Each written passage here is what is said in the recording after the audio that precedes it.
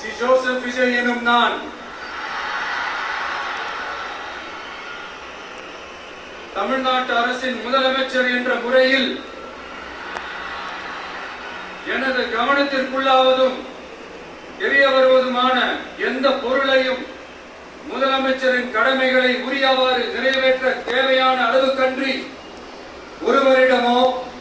பலரிடமோ நேர்முகமாகவோ மறைமுகமாகவோ அறிவிக்கவோ வெளிப்படுத்தவோ மாட்டேன் என்று ஆண்டவன் மீது ஆணையிட்டு உறுதிமொழிகிறேன்.